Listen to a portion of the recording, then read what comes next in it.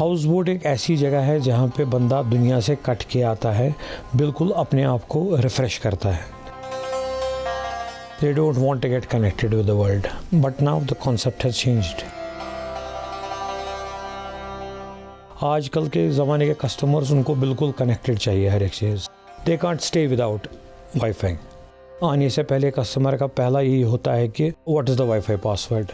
ये भी धीरे धीरे एक होटल इंडस्ट्री ही बन रही है हाउस बोट, तो हमको भी compete करना है अब होटल्स के साथ।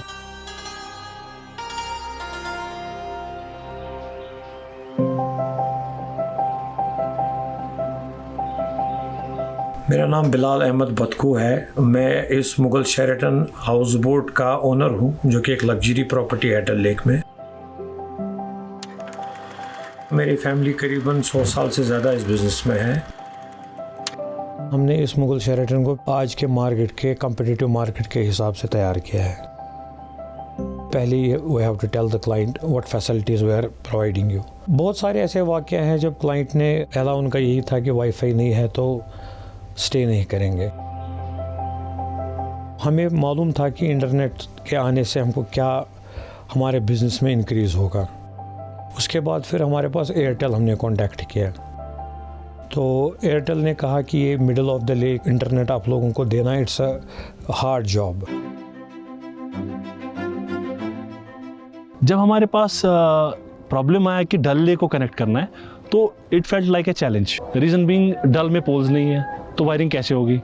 We did several brainstorming sessions. We decided कि will go under water. It took us around 2 months to do underwater wiring, execution and testing. तो आज की डेट में we can give more than 500 connection to houseboats in and around the lake. It's a community here which has been suffering from past many years because of lack of connectivity. We have been able to solve a community problem. Now we are getting connected very fast.